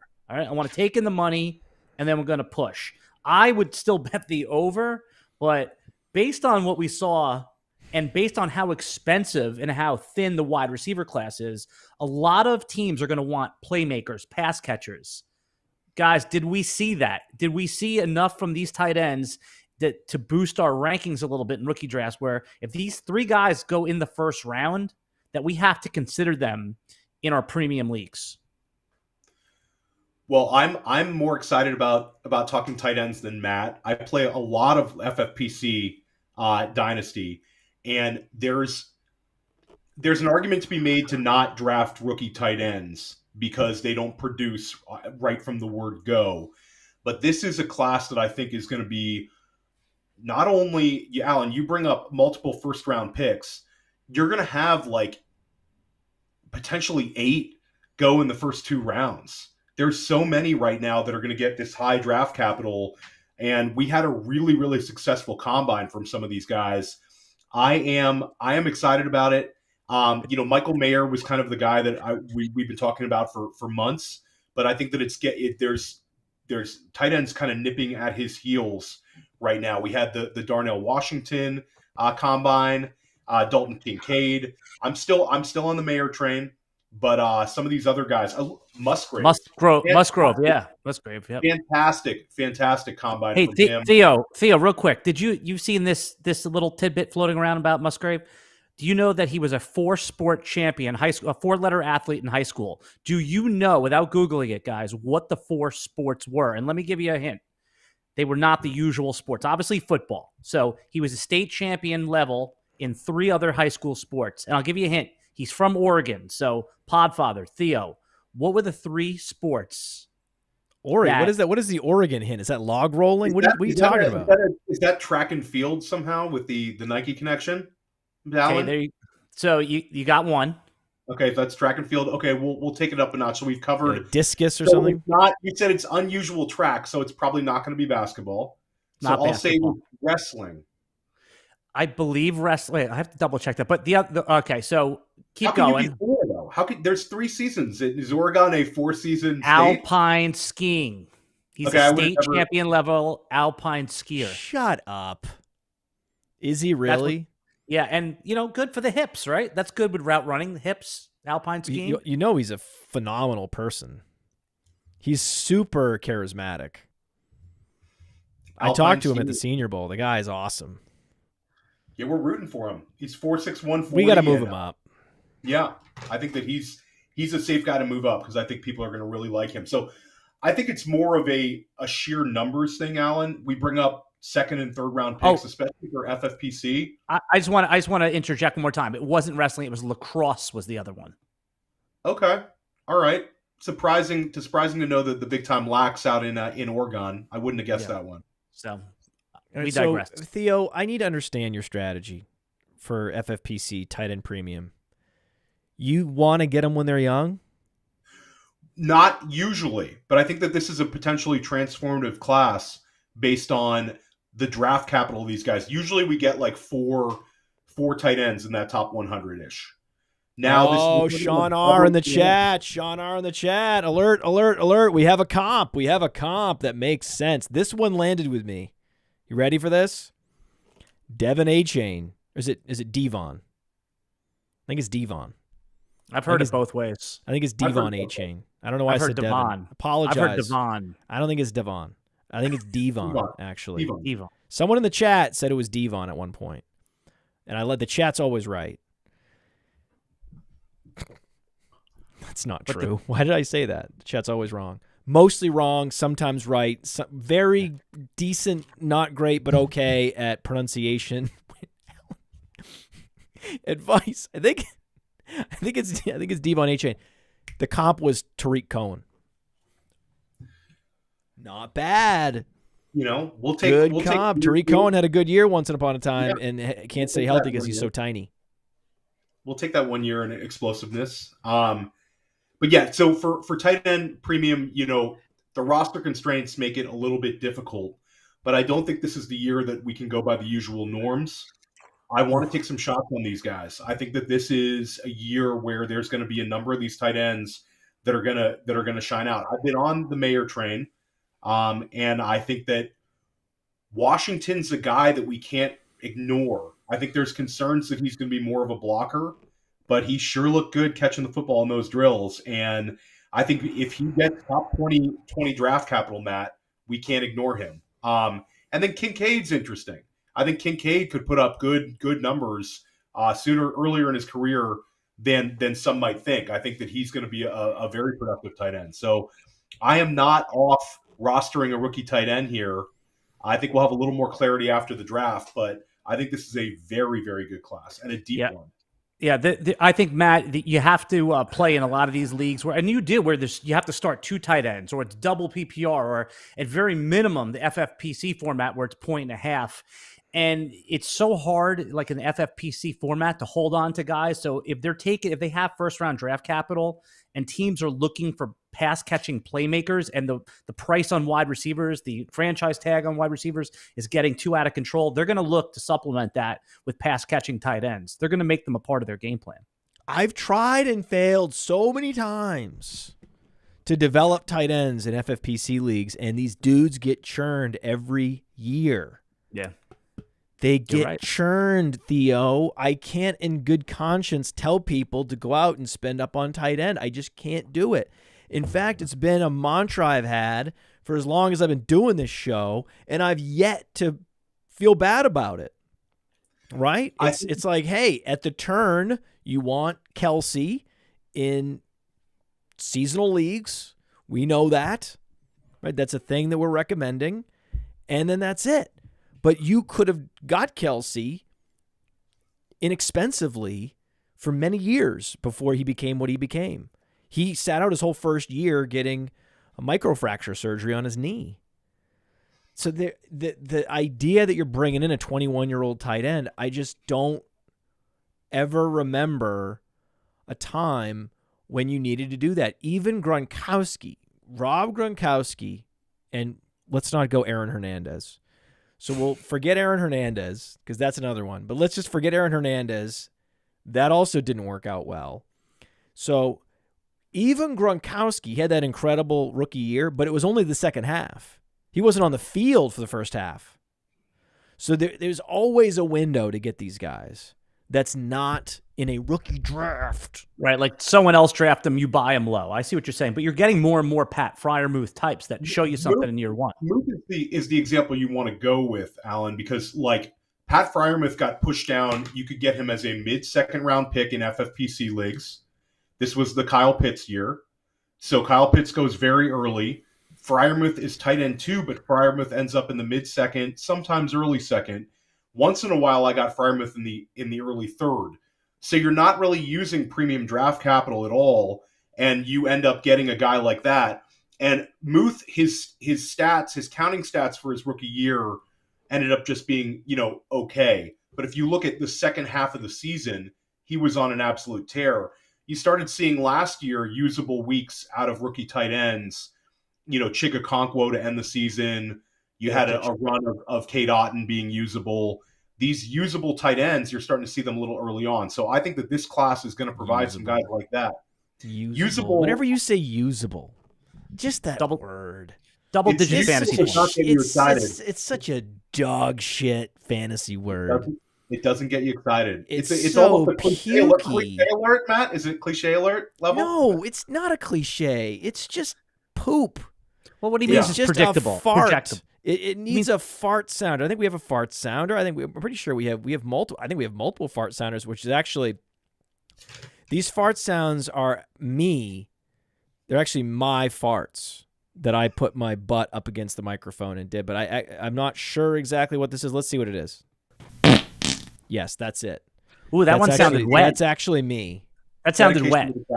Dedication to the crowd. That was not. A lot of these sound effects that are used, and even like clips of bits of audio for instruments that you could lay out and create a song, right, with Pro Tools, right? It's these people that they're making songs, right, like in their bedroom, right? I mean, do I sound, how boomer does this sound? I think it sounds very boomer. But I believe that this is a thing that the kids are doing. And so anyway, well, what some of these people do is they play instruments in a closet with clothes. Right. And they record it in a closet surrounded by clothes. Sometimes their parents' closet surrounded by clothes, like a snare drum sound. Makes it sound more dense. And then they upload it to these sharing services. And they make a ton of money. right? Just by shape. But that's so. But I've yet to make any royalties on my farts. I'll pay for that. Not yet. Alan wants to own it. Yeah. But that's really, when I think about tight end, I just think theoretically, I understand what you're saying about hitting on the next Freiermuth. It's just very tricky. And I've been burned so many times. And, situations where I'm like, oh, well, this is good that, player X got traded or signed as a free agent with New England. Right? This is only good. Jonnu Smith has a great athletic profile. Right? And then next thing I know, he's useless. He's dropped everywhere. Like, it's guy after guy after guy at tight end. So I have a hard time with this. My larger takeaway was good for Musgrave. Like, great for Musgrave. He's now in the conversation. Darnell Washington, he's big and fast. His athleticism score was incredible. I mean, his athleticism score across positions, so we have across positions, he's the 67th best athlete in the NFL of all time since we started tracking this like decades ago. Right? So he's the 10th most athletic tight end of all time in our database. Going back to we go back to Gates and Tony Gonzalez. We go back to that era. So we don't have, we don't have Butkus in here or anything like that. But we go back pretty far. Butkus was not as, I can confirm to our listening audience, Butkus was not as athletic as Darnell Washington. We can roll it. Yeah, so Darnell Washington's amazing. But the burst score not as good, right? Certainly the straight line speed incredible, the burst not. That's where Musgrave locked in. The cross the board athleticism was where Musgrave locked in the tight end 2 spot, and then it's a debate. Because if anything, all that really happened, spoiler alert again, we can maybe run that sounder again or not, if I can find it. I'm having a hard time. I'm trying to run a show and also talk. And shh, spoiler alert. Look up athleticism scores. So Mayer is coming down. Musgrave and Washington going up somewhat, but there's a governor on them. You understand what I'm saying, Theo? Yeah. They can't go up that high. They're goddamn tight ends. So what would you rather do here? Would you rather take a tight end 1 and pay, pick 11, pick 13, or look for someone that was last year's bums that we still believe in, like an Alberto type, and give up. I don't think that's kind of the level you'd have to go with. It would be more of a taking on a better veteran for your tight end spot. Listen to you. Listen to what you're saying. Listen to yourself. Do you understand what you're saying? Listen to yourself. And by the way, I'm begging. I am begging you. Prove me wrong. Show me where I went wrong. And you know what you did? You know what you gave me? You gave me Freiermuth. Like, that's like the crowning achievement of this strategy is 9.8 fantasy points per game from Freiermuth in year 2. Yeah, you have to fill the position, though. You have to I know, but this is not moving the needle, Theo. Well, Freiermuth, has certainly gained a lot of trade equity in FFPC leagues. You can get a good amount for Pat Freiermuth right now. Like what? You can get in this class. I can get the 110 for Pat Freiermuth. I've seen him get traded for the 112 in big money leagues right now. Greg Dulcich is getting you a lot of trade value in these FFPC leagues right now, despite only producing on a few games last year. He would be a similar argument to using a rookie pick. Dulcich last year, you saw people taking him in the 3rd round and just sitting on it. And he, gave them some usable weeks. And now he's a guy that has very good trade equity. I saw in a big money league him go straight up for Justin Fields. That shocks me, by the way. That shocks me. This is a player who's made 6 figures in fantasy betting on Greg Dulcich. So I'm just saying that there's the young tight ends do gain value in terms of trade equity in the FFPC. The Matt Kelly argument would be Trey McBride screwed a lot of people last year because Trey McBride could easily outscore Dulcich this year. What are we talking about? Trey McBride's all set up. Zach Ertz is coming off a torn ACL in his 30s. So Mayer is the Dulcich of this class, really. And would you push Mayer down below Dulcich, or is that the analog? You keep them on parity. I think on parity is a good way of looking at it. But I do think at the end of the day, if Mayer goes, so let's say Mayer goes 15 to Green Bay, down to, let's say, 21 for the Chargers, somewhere in that range, maybe a little lower. Let's say he ends up at Cincinnati at the end of the first round, but he goes somewhere in that 15 to 28 range. I think that he'll end up being like the 111, 110 in these FFPC rookie drafts.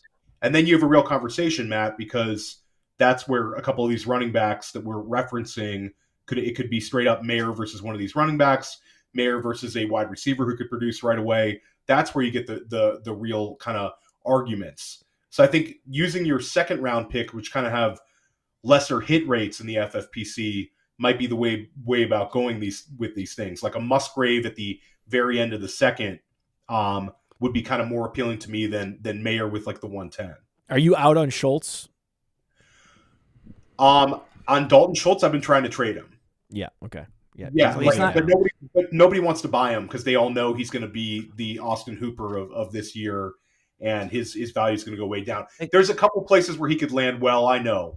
But it's almost not. I've seen in startups that I've been in, Jake Ferguson's going ahead of him, and Dulcich, by the way, has lost all value in the dynasty streets, as most people realize that it's a new regime. Albert O had a nice end of the season. He had that Week 17 game where he scored a touchdown. He could be back in it, guys. I think we're going to wrap it right here. We're going to have all off season. Hold on, I have one more question, Alan. Sure. We'll wrap when I say we're going to wrap. Look at him. Look at him. Look at him. He thinks he can go out. Look at this. Look at this guy. So Musgrave is moving up. Okay, who do you put on par with Musgrave? We talking about like a Noah Fant, first round pick, athletic profile? Is that your parity point? I think that's a parity point. I think that's about the trade equity. Right now, you'll get a late second for Noah Fant, or you could pivot to a Musgrave. Who's giving you a late second? These happen. These actually. The FFPC. I mean, you know how it is, Alan. You know these guys who, like Noah Fant, has produced multiple tight end 1 seasons. He's still not old, and this will be his second year in the same offense. I mean, you can't hate rostering Noah Fant.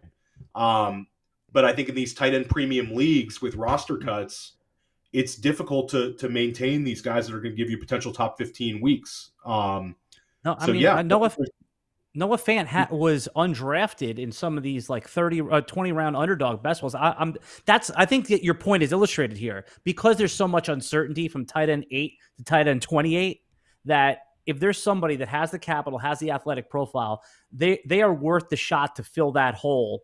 Even if it's, tight end 1 in some of these premium leagues, you have to take no one ever likes drafting a tight end in a draft because there's always a wide receiver running back you like better. But at some point, you have to do it. You have to do it in your rookie draft. And where you see the value break, I mean, that's up for debate like we're doing right now. That's the show. That's a good one. Not Alberto? You don't want to go out on Alberto? No. Can't go out on Alberto. Some guy in the chat, basically, when I said that name, he almost threw up.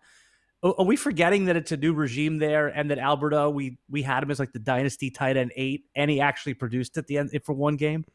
Don't write that guy. One game. But that was the chance he got. He only got the 1 game chance. Bye, everybody. I will bet on that, Rich.